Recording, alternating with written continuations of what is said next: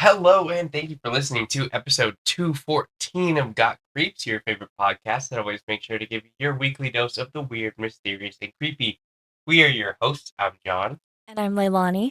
And if you would like to hear your stories on Got Creeps, make sure to send it over to yougotcreeps@gmail.com or any of our socials at Got Creeps on Instagram and X, and also on Facebook. But today, we are going to be taking a deep dive into the Amazon of the Underworld, a place to purchase anything you need from drugs to guns to fake IDs and passports, and even some darker services and products. The Silk Road.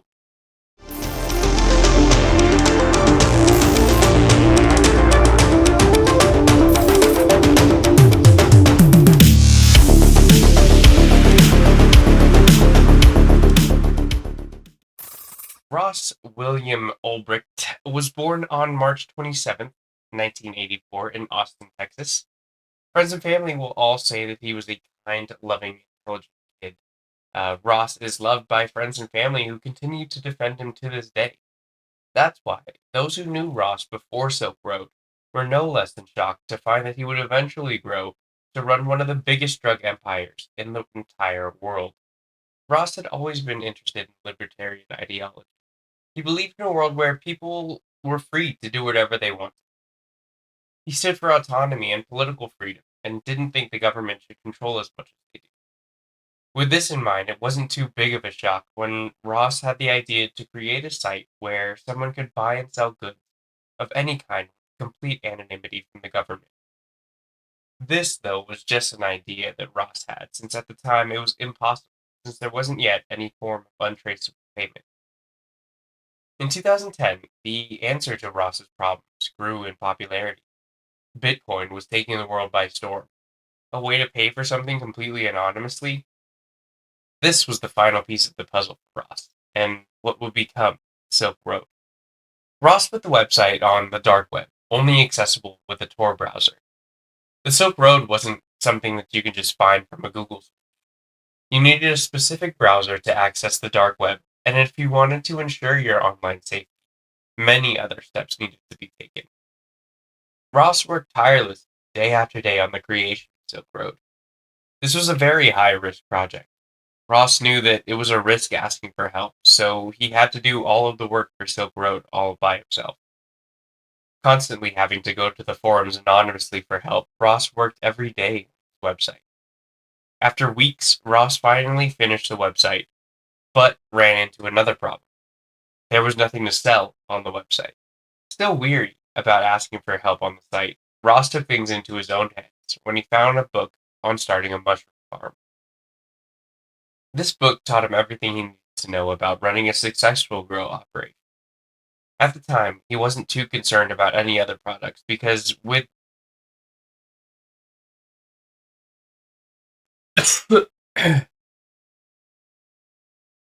at the time, he wasn't too concerned about any other products because he knew that with traffic, the goods will. During this time, Ross worked at the local library. This was a huge advantage for him while selling his shrooms on the Silk Road. He used library resources to package and ship all of his orders, using their padded envelopes, label makers, and even the vacuum seal. Before he could do any of this, though, he needed customers. He wanted to promote his website without having any direct ties to it publicly, so he had an idea and went to the forums. He posted on various shroom-related online forums asking people for their opinion on the Silk Road and their shrooms, and also the legitimacy of the site. This, of course, made people curious. A website where you could order shrooms and have them shipped directly to your door? Why not check it out? Soon the site was flooded with customers, and eventually Ross was fulfilling multiple orders a day. Just as he predicted, with customers came sellers. Any and all drugs were soon available on the Silk Road, with Ross taking a 6% commission on every sale. Nice. Ross became a very rich man, very fast. Competition grew on the site, with each seller wanting to outperform the next. Everyone claimed to have the best of the best, so Ross decided to come up with a rating system for customers to rate their favorite sellers, to prove who was really the best. This also served as a sort of quality control for Ross. June 1st, 2011 changed the course of Silk Road for history. Gawker posted an article about Silk Road and explained exactly what the site was and what was available on it. They went into detail about the kind of goods that were available, where to find the site, and how to purchase from the site. Gawker, though, weren't the only ones to make the world aware of the Silk Road. Huge news networks spread the story as well. This obviously drew eyes from all around the world, and a whole new market opened for Ross and the sellers of Silk Road. However, not all attention is good attention. This was also the beginning of the investigation. Ross was mostly private about his online activities, but he did tell a few people that he trusted that he was the one operating Silk Road. One of those people was his girlfriend at the time, Julia. Julia, however, was not as private. She told a friend of hers about the site and that Ross was the creator. Curious, she made a purchase and unfortunately had a bad trip. She claimed that Ross was responsible for her trip and wanted to get revenge. She went to Facebook and made a post saying, "I'm sure the authorities would like to know about Ross's drug website." Ross panicked and contacted that friend immediately. He was able to persuade her to take down the post by telling her that he sold the website and all seemed to be in the clear for Ross. After this incident, Julia had enough. She gave Ross an ultimatum and told him to either shut down the website or leave. So he left. He traveled the world while running Silk Road, funded by commissions from sales from Silk Road. All unknown to anyone that this $1 million website was being ran solely from a laptop from various internet cafes. Ross was understandably paranoid during this time. Ross was understandably paranoid during this time. He had to be aware of everything that was going on, where he sat, who came in and out, who was there for a little too long. Every day was anxiety inducing for him.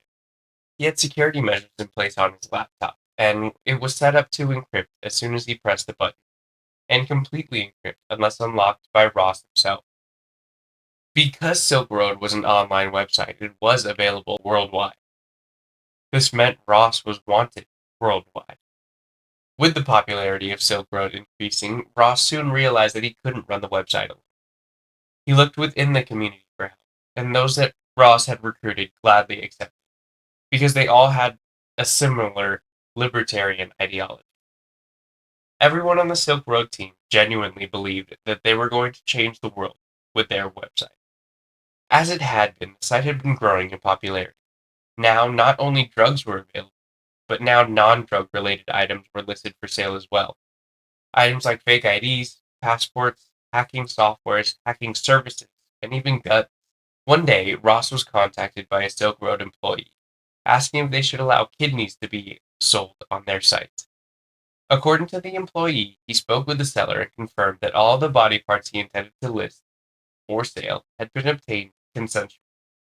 Torn, Ross inevitably allowed it because he decided that denying it would go against his ideals of a totally free and open market. A sense of community grew within the Silk Road. Community movie nights and competitions soon became normal activities for active users of Silk Road. One of the competitions was a giveaway, where the winner was given a care package of drugs from the site. The winner of the giveaway suddenly vanished after winning, and Ross had joked that maybe a better prize would have been rehab. The Silk Road team was also growing, and Ross would soon meet Variety Jones, another user of the site. Variety Jones quickly became a close and trusted friend to Ross. He helped him go over code for the website and even helped Ross with business planning. During one of those business planning conversations, he realized that Ross needed a way to ensure that he has no ties to Silk Road. This would be when Variety Jones suggested to Ross to go by the name Dread Pirate Robert, a name given to a character in the movie The Princess Bride. In the movie, Dread Pirate Robert was not actually a name, but a title that could be passed on from person to person. This was their plan as well. If anyone tried to tie Ross to Dread Pirate Robert, he would just say, "Oh, I was at one point, but I'm not." With the site growing in popularity, negative attention also grew. Hackers were constantly trying to hack Silk Road. Some wanted money, others wanted goods, but in the end, Ross ended up paying a ransom that his team couldn't handle. This wasn't as big of a deal as some thought, though. mainly since Ross was estimated to be making about $500,000 a week at this point. Deaths linked to Silk Road soon became popular stories as well. One of the most notable was Preston Bridge, who was a 16-year-old from Australia. During a bad trip, he jumped from a balcony on the 30th floor of a hotel building. Other victims include 27-year-old Jordan M., 16-year-old Alejandro N., 25-year-old Brian B., 36-year-old Scott W., and 22-year-old Jacob B. DEA, FBI, and many others felt pressure to solve this case. The top minds in all of the government entities were investigating Silk Road, but the biggest breakthrough came from an IRS agent named Gary Alford. Because Gary knew nothing about the dark web or Tor, he wanted to take a different approach. He wanted to see what the first mention of Silk Road ever was. This led Gary to a post on a shrooms-related forum asking about the legitimacy of a site called Silk Road. Gary also found a post on a Bitcoin forum made by the user with the same username. At the end of the post, it would direct people to reply to rossulbricht@gmail.com. Another post was found with a question about coding by the user Ross Ulbricht, but within moments, records showed that the username was changed to Frost. Gary did a deep dive into Ross and found a YouTube channel that he had made where he had anti-government videos posted. He also found a LinkedIn post from Ross's profile that mentions that he intends to, quote, create an economic simulation to give people a first-hand experience of what it would be like to live in a world without the systemic use of force. Gary reached out to Homeland Security, convinced that Ross was the mastermind behind Silk Road. With his contact, they did a deep dive into Ross's past. They found an incident where Ross had ordered some fake IDs that had been intercepted. While Gary and Homeland Security were looking into Ross, the FBI were also investigating Silk Road. The FBI were able to locate the IP that Silk Road had been hosted from. They found and linked it to an IP in Iceland, where the FBI and local authorities were able to hack into Silk Road. Allegedly, there had been vulnerabilities in the code that allowed them to hack the website. However, there are speculations that there had been illegal ways that they had hacked the site, but the FBI denies any allegations. After hacking into the site, they were able to see things like names, logins, and locations. The most recent login was made from somewhere in San Francisco. Even though they had all this information, they still didn't know the true identity of the admin of the site, Dread Pirate Robert, until they received a call from the IRS. Gary explained his findings to the FBI and a full investigation was launched into Ross. Quickly, they found correlations between each team's findings. Correlations include the server name and the name of the computer hosting Silk Road had been named Frosty, the same name Ross had changed his username to in the coding forum. Ross was also known to be living in San Francisco at the time, the same place that was the most recent admin login for Silk Road. All agreed that it had to be Ross. Now all they had to do was catch him. They needed to catch Ross red-handed with the laptop open and not give him a chance to close and encrypt his laptop.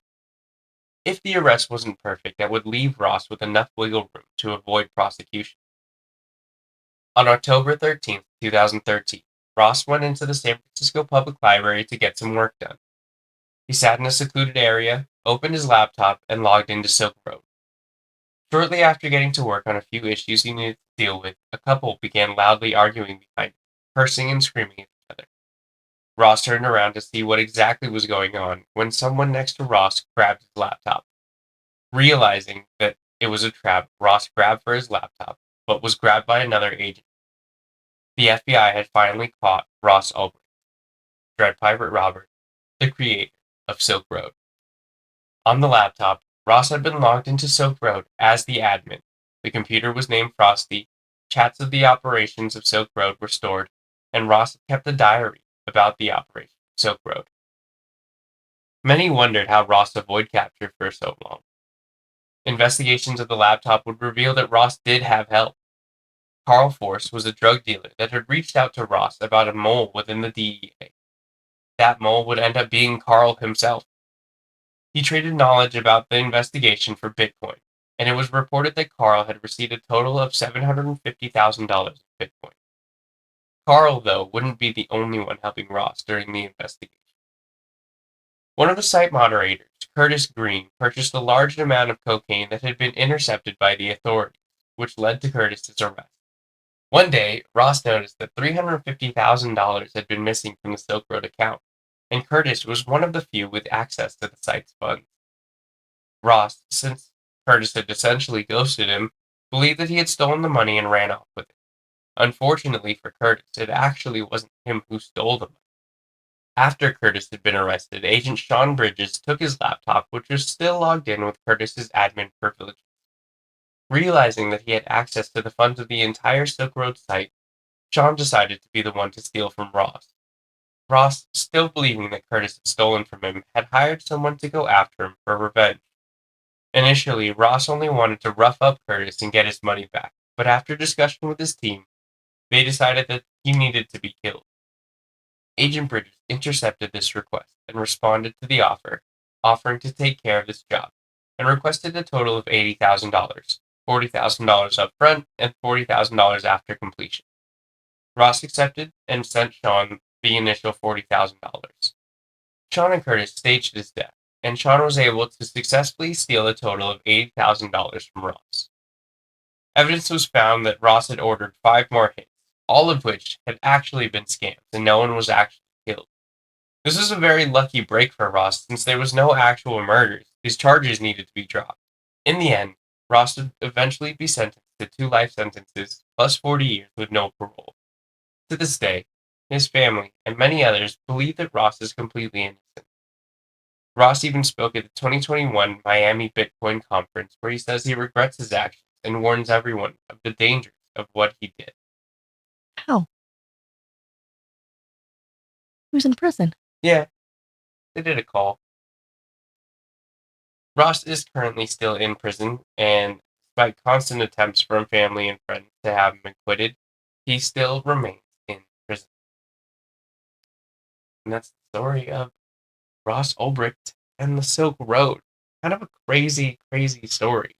I like saw something about it and just fell down a rabbit hole. What does he look like? He looks like what's his name? Robert Pattinson. There's this guy that I think he is, but he probably isn't. I think his name is also Ross. Doesn't he look like Robert Pattinson, kind of? Low-key? No. I think he low-key looks like Robert Pattinson. That picture he does, but that's not a real picture of him. Wait. Look, and this one too. Except he's not like a red. And like Loki, this one. No, you just don't know what Robert Pattinson looks like. No, this one's like for real giving Twilight vibes. No, he doesn't look like. Go down.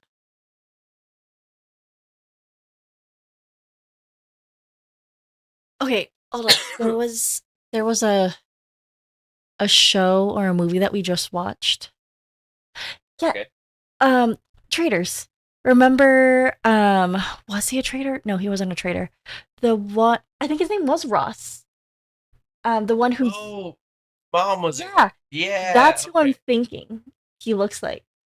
Okay. Can you like imagine that? Yeah. I can see it. Nobody knows what you're talking about though. If you guys watch Traders, If you you would guys watch know. Traders UK, that was Traders UK. Was it or was it Australia? No, it was UK. I don't know. Watch Traders. Traders is a good show. Such a good show. But that's who I thought he was the entire time you were saying this, and I was like, You're not far off. They yeah. kind of look similar. Yeah, I was imagining like the red hair Yeah. with the beard and the glasses. Yeah. Nice. Kind of the same. His name is Ross, I think. Yeah. But you had, I guess we'll talk about it right now. You had asked how he did the Miami Bitcoin conference. They just called the prison, and he was on a call, and it was really funny I don't because think that like should be. I listened to the whole thing and like periodically it was like this call is from blah blah blah prison, and then at one point he was like, "Sorry guys, prison." I don't think that should be allowed. Yeah, it's allowed. You know what? Also, is kind of crazy. He also has a Twitter account, an active Twitter account, even though he doesn't have like a phone. Doesn't have a phone or anything like that. Um, it's supposedly being ran by one of his family members, and there was like a bill or something that was going to be passed that prohibits inmates from having social media accounts, even Mm-hmm. if it's ran by like a family member or something like that. So I don't know. Just thought it Why? was kind of like another interesting fact. I mean, I don't see the problem with that if they're not actually. That's what I'm saying. That's what I'm saying. Kind of weird. Yeah. What? Who are they going after? I don't know. Like, who specifically are they going after with that? Because Yeah, like what is the point? You know? I don't necessarily see a reason that's not okay. Yeah. But yeah, kind of a crazy story. I Um like this guy, entrepreneur. yeah, no, I fuck with Ross. Um so while Ross was traveling the world and stuff, one of the places First of all, traveling the world, and he was in San Francisco. I mean, he was traveling the world for 2 years up to that point. Huh. Yeah. So like he was going everywhere. Like this was a time period like it's the creation of it started in 2011 and he got caught in 2013. That entire time he was like traveling, going around everywhere. Damn, only 2 years? Yeah. I mean, two That's years, but he made like billions of dollars, I think. yeah. I mean, it said like 500,000 a week Yeah. at one point he was making. Yeah. 1.2 mil. 1.2 billion. Oh, 1.2 billion. Yeah. Yeah. So, I mean, he was making a lot of money. $500,000 a week in the early days. Yeah. So I mean that's a lot of money. He's chilling. Um, he went to like Australia. He went to Thailand.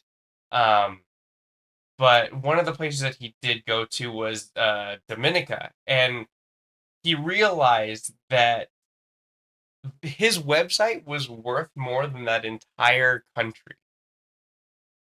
Crazy. Did he buy it? He could have if he wanted to. Could have bought it. Isn't that insane? Could To have bought like, it, but then he definitely would have got caught. oh, 100% would have got caught. They'd be like, "What's this kid doing? Who He the used to fuck? work at a Who library. the fuck just bought this country? He has a 2 year gap on his resume, and the last place he worked was a public library. What He happened? was stacking up a He was lot stacking of up his coin. fucking bread. He was living at home with his parents, working at the library. You don't know how much he made there. $500,000 a week. It's a lot. Oh, yes. So some of the victims of the case, I'm just jumping around because there was a lot of information. I know that that was a long story section. I know that we usually don't do that for that long, but there was a lot of information in this case that I wanted to make sure you got. So we're just going to be jumping around the notes for this kind of like wrapping up portion, and then we'll get to the fun stuff. Um, One of the things that I wanted to talk about was one of the victims was 27-year-old Jordan M. Um, he was a Microsoft employee, but he was found unresponsive in front of his computer with Silk Road open. Weird. Weird. Yeah, I put weird because I wanted to make sure I talked about it. Because it's weird. It's weird. Wait, found unresponsive. What did he purchase? I don't know. Oh, how do you not know what he It purchased? didn't say. It didn't really specify on the FBI website. So he just died, but we don't know why. I mean, I'm sure they know why, but I don't know why. They should probably tell us. Right, because they listed all the other ones. Um, they're Preston. They did. They did list all the other ones. Yeah, Preston B. Um, purchased a drug called 25I N-bomb E. Don't know what that is. Apparently, it's like a party drug. Um, He's from Perth, Australia. Not familiar with that. Um, this guy, Brian B., 25 years old, from Boston, Massachusetts. He died from a heroin overdose. Scott W., 36-year-old, from Australia, died of a heroin overdose. Yeah. But the Microsoft employee, the one with Silk Road open, kind of strange. Kind of strange, kind of feels like a setup. Did they investigate further in him? Because what if he was one of the ones that was... Like an admin of the site? Yeah. I don't think so. Or that, like, Ross ordered a hit on. Mm-hmm. Maybe. Because maybe one of those hits did actually stick. But not on the right person. So what side are you on? Are you on the side of like Ross what are we? Oh yeah, you were gonna get to it. I was like, did you already tell me the sides? How about you let me speak first? Just let you speak for like 37 minutes. So do you think that Ross is like completely innocent and should be left free?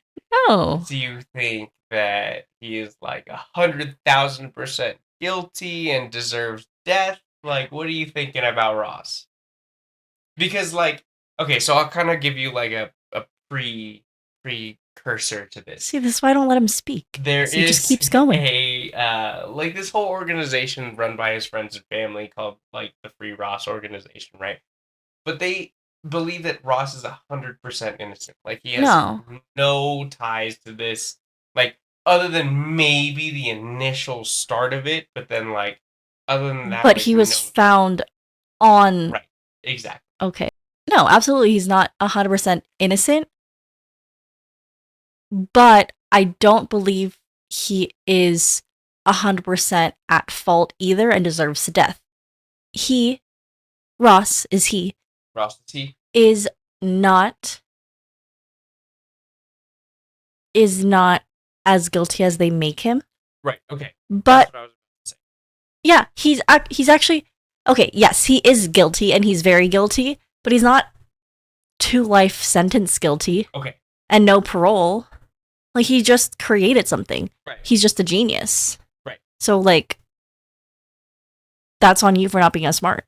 Right. So I'm sorry, FBI, DEA, and IRS. That's your fault for not being as smart as he is. Okay, so listen. How old was he, by the way? In his 20s. He's got outsmarted by a 20-something-year-old? Right. Dude was 26 and you got fucked up. Yeah, so you guys were just jealous. So you guys were just jealous. My bad. So he's been in jail for about 11 years now, right? I think that's enough time. I think that's the guy. Yeah, okay. I think that's the guy. Like, okay. I think now.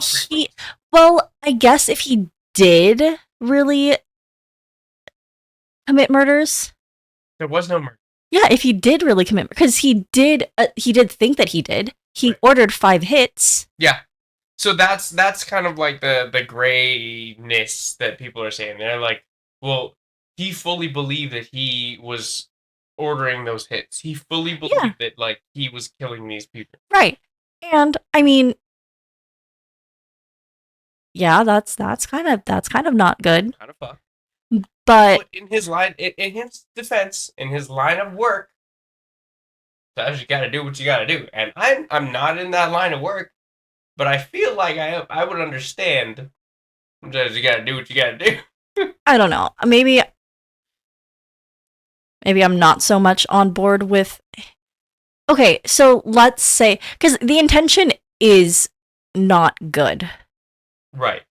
And he did, so it's not even just intention. Like, he didn't just say, like, oh, I think we should kill these people. He ordered the hit on them, paid somebody to do it. So he is fully in charge of taking somebody's life. Finish your thought. Even if he was not the one to kill the person, he is in charge of the decision to kill somebody. Okay, that's fair. So yes, maybe the 2 life sentences in that sense, but then none of those did actually end up with any murders happening. Mhm. So that, well, then I guess, but he didn't know that, so he's still believing that he killed them. Okay, maybe I am on the fence with maybe 2 life sentences is pretty okay because he did believe he would have had 5 murders under his belt. Mhm. Okay, so Ross, maybe you do deserve this. Right. Okay, and that's fair because like this is the first time you're hearing about it, and like I've had a couple of days to kind of like think about the situation, right?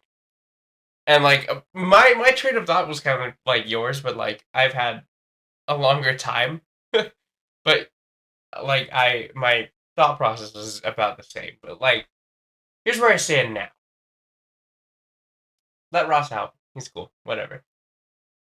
How many big companies do you think have had people murdered and shit?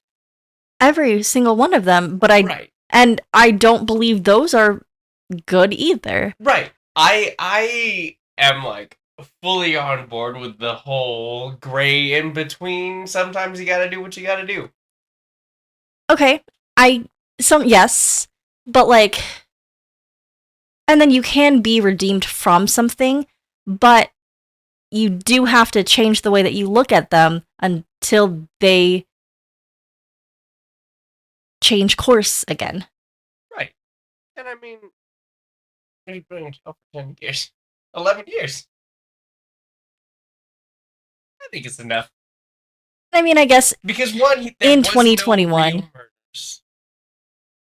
Um, and two, like a lot of people believe that the judge gave him a harsher sentence just to kind of like set an example to others, not to try to do what Ross did, right? So like a lot of people believe that he was like given an unfair sentence because of that.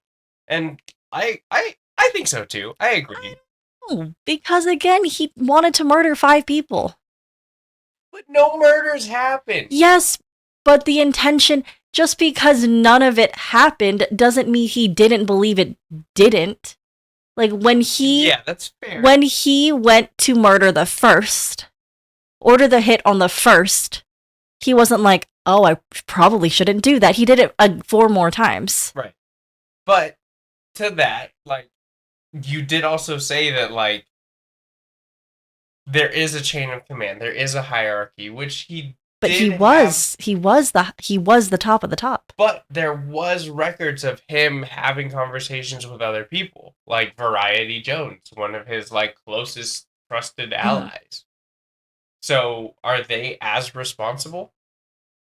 Yeah, if they were also part of the decision to order the hit, yes. I guess. The decision to kill somebody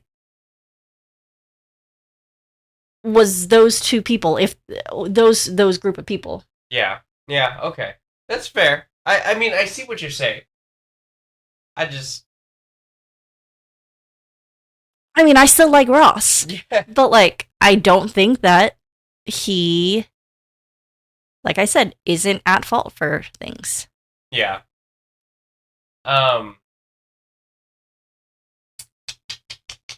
But yeah, in 2021 he did say that he regrets everything that he, not everything, probably, but he regrets what he did. But I don't know. Like, that's,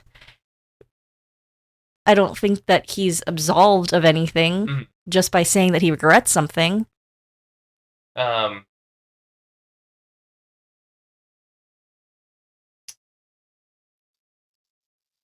Yeah. That's pretty much it. It was a lot. There was a lot about Ross, a lot about Silk Road.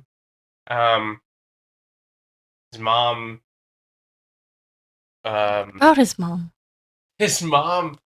His mom actually like died for a little bit and then came Huh? to life. His Had mom, nothing. Well, I his mean, mom actually died for a little bit. it did kind of have to do with Ross, but Ross had no like involvement. He didn't try killing his she, mom. she was just kind of like going so hard trying to like get him freed and get him released and everything that she How did she die for a little bit? it was stress induced cardiomyopathy, which is actually known as a broken heart syndrome. So she died of a broken heart. They had to do CPR. They resuscitated her, and she's still alive and kicking, from what I was able to tell. Uh, so yeah, Who pushed for the death penalty? His mom? yeah. No, judges, a lot of people. Oh, A lot of people at the time. you put the story about his mom, and then literally right after put pushed for the death penalty. Oh, like that's just, his mom is tied to that. And I'm the like, topic that came up as this video specifically was going. okay. I was like, okay, maybe she was so stressed that she was the one that pushed for the death penalty that she died herself. She got confused. You know, that would make sense because she did die of a broken heart because she's like, fuck, I really did that to my son. Yeah. But that's not That's not what happened. it at all. No. Nobody. Well, there were people, but she didn't push for that. Well, I'm assuming because it's in the notes that it was pushed for the death penalty. So there had to have been people. There was. At a certain point, if people want to, we should post our notes. Maybe like that would just be you that would post your notes, but like Oh man, my notes are nuts.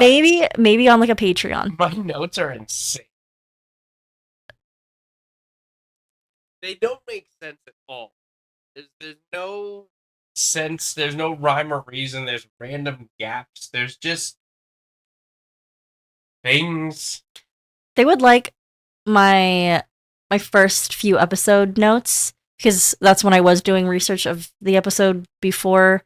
Because so I want to say the last like we're on 14 right now. I want to say like the last 7 episodes, like the latter half of what we've done. I haven't known what his portion of the episode would be about until we're recording. Yeah. But before, he would give me like a little bit of insight and then I would do my own research. I would have my own notes and then we would discuss it. Those notes are also crazy for mine because I just be writing things. I mean, Gypsy motherfucking Rose Blanchard was in one of my notes. And then I think the one with Annalise Mitchell, I put fucking demonic, bro. Fucking demonic. But yeah, fun things. That'd be crazy. We should. Mhm. Um, There has to be more than one person who consistently watches our videos. Shout out Tanner. Hi, Tanner. If you do consistently, leave a comment. Say hi. Say anything. Say Happy Mother's Day. This episode's coming out the day after Mother's Day, so Happy Mother's Day. Happy belated Mother's Day, I guess. That's all for Ross Ulbricht, though. And the Silk Road. What you got for us? I don't know, because Ross is a pretty cool guy. Ross is a pretty cool guy. There's so much. And like, I highly suggest you listen to the Bitcoin conference. I'll show it to you. I don't know. That sounds pretty boring. No, it's really cool. Okay. It's like a 25-minute like thing. I'll link it somewhere. Maybe on the socials. Follow us. Concrete. Sorry, what were we saying? I don't know. Literally, I was just saying Ross is a pretty cool guy, so I don't know how to like follow that up. You know who else is a pretty cool guy? The movie. My laptop died.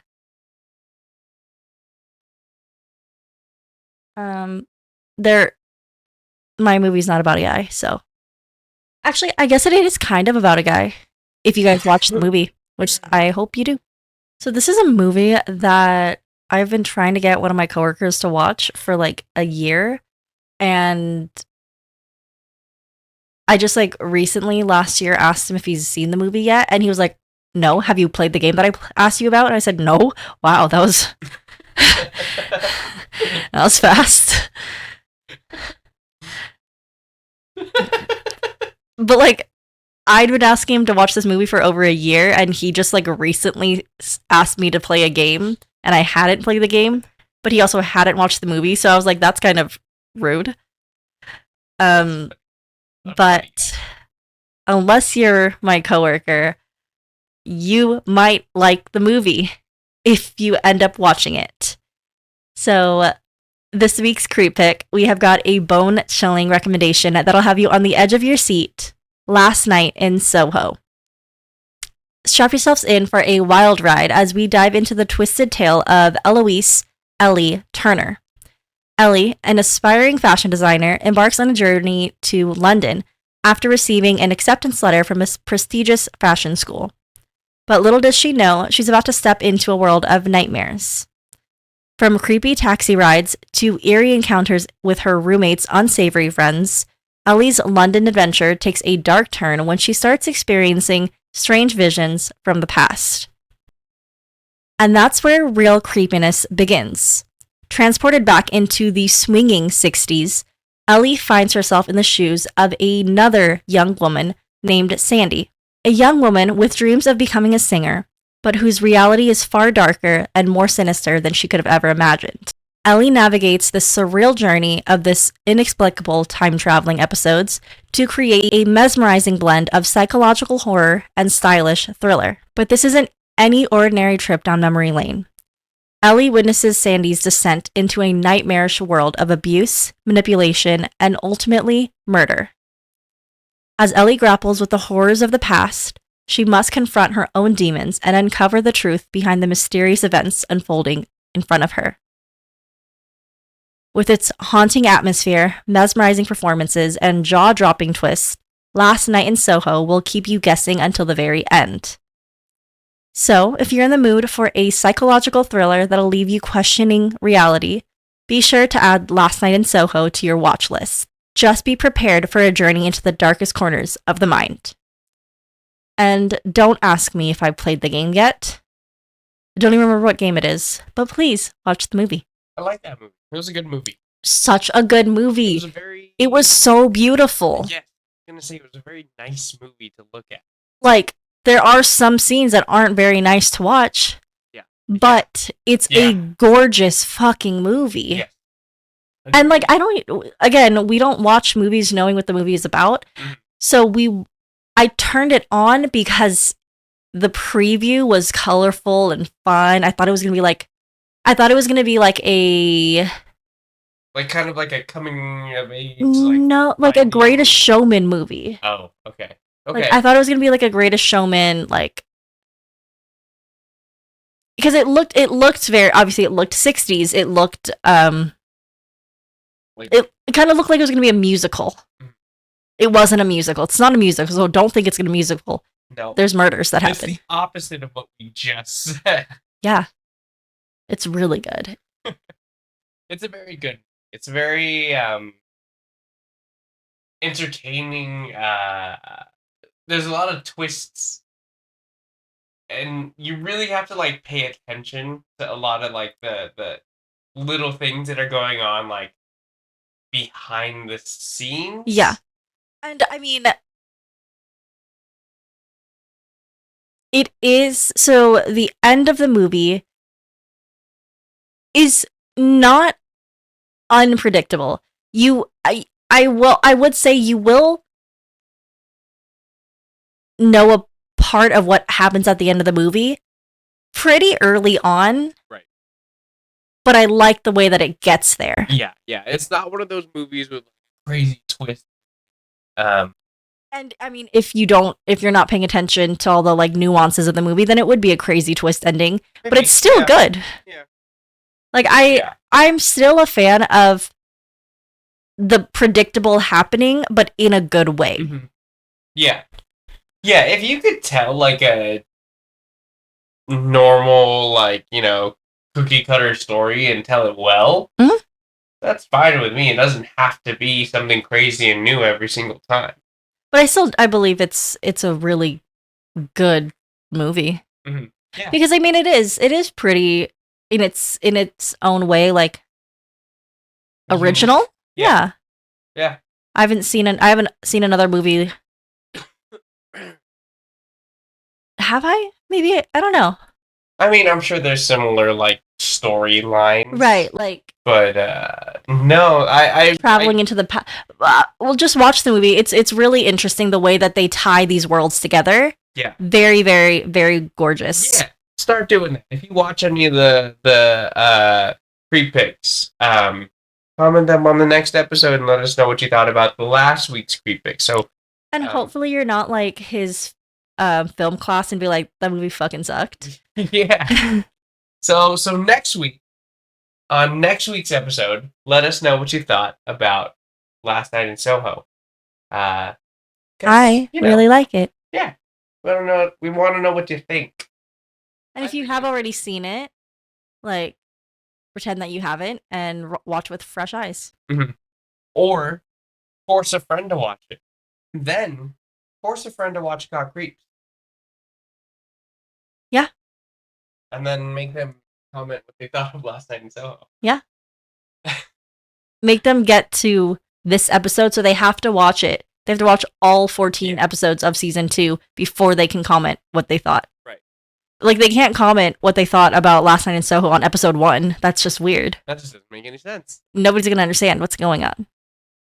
They're time traveling. Anyways. We are at the Cryptid of the Week segment, and we are still at, I believe, Mothman is your cryptid. Mothman is also my cryptid. My cryptid before that was, for the longest time, yeah, the turtle. He has a name. The turtle. Really fucking rude. But this week, we're unraveling the enigma of Spring-Heeled Jack, a cryptid that has left a trail of mystery across centuries. Spring-Heeled Jack's legend stretches back to 1837, when the first accounts emerged from the shadowy streets of London. And the descriptions? They are nightmare-inducing. Muscular, devilish features, large pointed ears and nose, eyes that glowed like fiery orbs. Jack struck terror into the hearts of those unlucky enough to cross his path. One chilling encounter involved Jane Alsop, who opened her door one fateful night to a figure claiming to be a policeman. But as she handed him a light, the cloak fell away, revealing the true horror beneath. With a mouth spewing blue and white flames and metallic claws tearing at her flesh, Jane narrowly escaped with her life. But Jane wasn't the only victim. Lucy Scales, walking innocently with her sister, was suddenly engulfed in flames, her sight obliterated and her body convulsing in violent fits. These encounters were just the beginning of Spring-Heeled Jack's reign of terror. Throughout the years, sightings continued, each one adding to the mystique surrounding this elusive entity. From the rooftops of Liverpool to the alleyways of Aldershot, Jack seemed to defy both logic and reason with his unearthly leaps and sinister presence. The legend of Spring-Heeled Jack doesn't end there. It's a tale that spans decades and continents, from Aldershot barracks in 1877 to sightings in Liverpool, Sheffield, and even Brooklyn, New York, and Wading River, Long Island. This cryptid's reign of terror knows no bounds. Whether a product of collective hysteria or something more sinister, the legend of Spring-Heeled Jack endures. A reminder that in the darkness, the line between reality and myth grows thin. So if you ever find yourself walking alone at night, keep your eyes peeled and your wits about you. You never know when you might encounter the chilling presence of Spring-Heeled Jack. Seems like a cool guy. He kind of reminds me of Dracula? Dracula. Yeah. Yeah.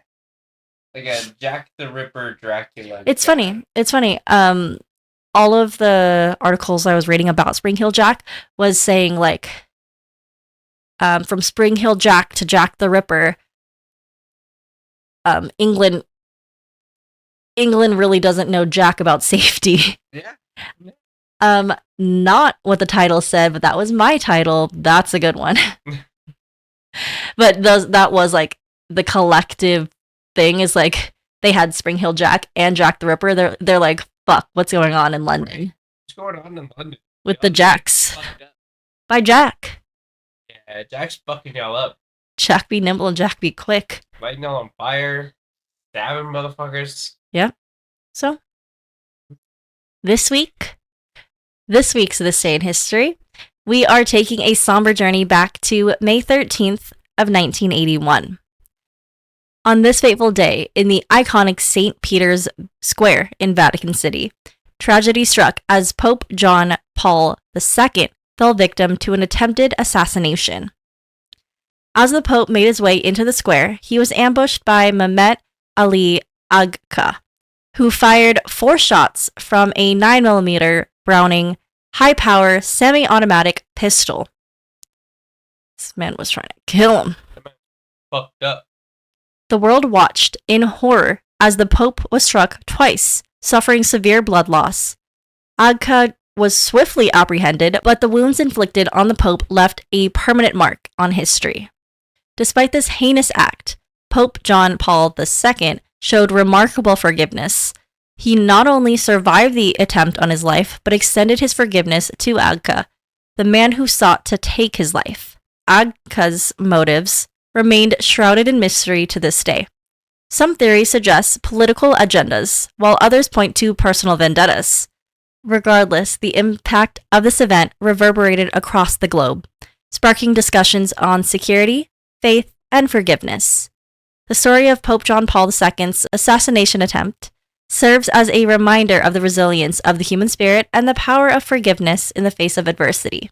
So, as we reflect on this historic event, let us remember the words of Pope John Paul II himself, who asked for prayers not only for himself, but also for the man who sought to end his life. I don't have the words that he said. Maybe I'll find them. Just let us remember them. Let me look it up. That's so funny. Here are the words.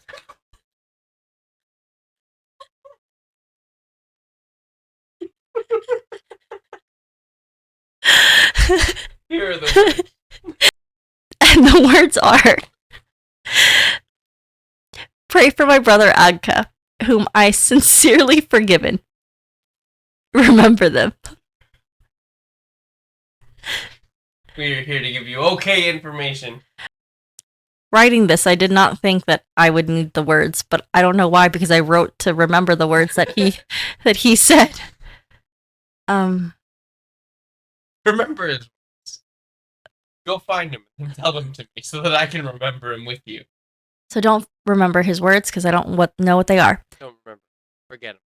Forget about it. So, as we reflect on this historic event, let us follow in Pope John Paul II's example by forgiving any and all, as the act of forgiving is powerful in itself. That's it. That's it. That's all and that's it. That's all and that's it. There were words that he said, but they're not memorable, so... I think at the end of the day, it's just no beef. Whatever. Fuck it. That's what it was. Those are his exact words. His exact words were, no beef, bro. Fuck it. His exact words are not that. His exact words are... Lost. They're not lost. They're on the internet, but I didn't like them. No, I can't find exactly what he said, but he forgave the person who shot him. Okay, so you can forgive. Right, that's what I'm saying. His last words were not his last words. Yeah, he his words, just his words. They were fuck it, bro. Fuck it, we ball. No beef. I'm sure at one point in his life you could put that sentence together in the words that he said.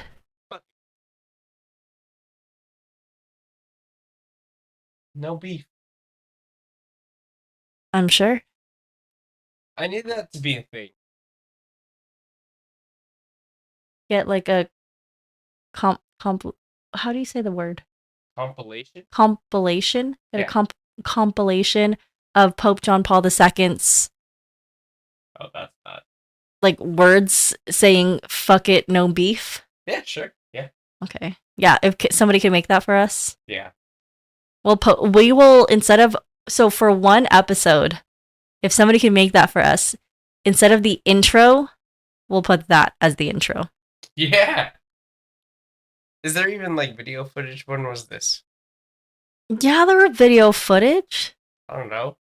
There was just a picture of him. Oh, 1981. Okay, yeah, you were right.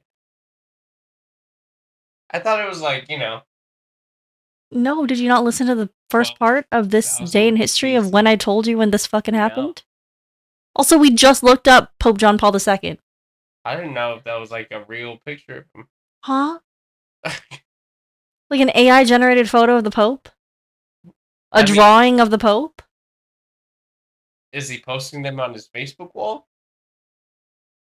There are pictures of him from present day, just like there are pictures of Martin Luther King from that aren't in black and white. I like the like swaggy edits of them, you know? When they have like streetwear and shit on. Mm-hmm. Anyway. Thanks for sticking around for this long. This was a long episode. This is a very No thanks for me. This is a very long episode. You're supposed to. Just kidding. Kind of rambled on for a long time. You don't have to stay this long if you don't want to. I don't know what's going on anymore. I'm so tired. I think that's it for us. Yes, for me, but he needs to give you a question of the week. Oh yeah. I haven't done a question of the week in a while. Question of the week this week is, if you could have lunch with any one person, dead or alive, who wouldn't you want to have lunch with? I'd rather have lunch with somebody alive. Alive, preferably. I love that. Who wouldn't you want to have lunch with? You. I wouldn't want to have lunch with.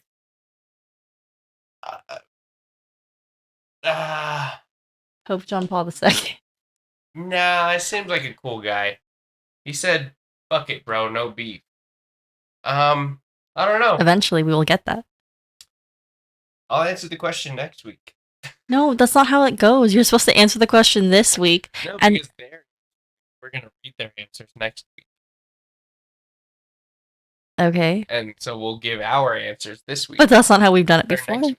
Yeah, well, that's how I'm doing it now. Okay. What's your answer? I don't know. I'll maybe have an answer next week. And you guys should too. But you should have an answer now. Yeah, you should have an answer by right now. We get to have a whole week. So that's on being the host of this show. Maybe be a host and you can have more time. But until then, thank you again for listening to the 14th episode of Got Creeps. Don't forget to like the video, like the podcast, give us a 5-star rating, and share with your friends so that we can reach more people who love the weird, mysterious, and creepy. We'll be back next week with your weekly dose of the creeps. Bye-bye. Bye.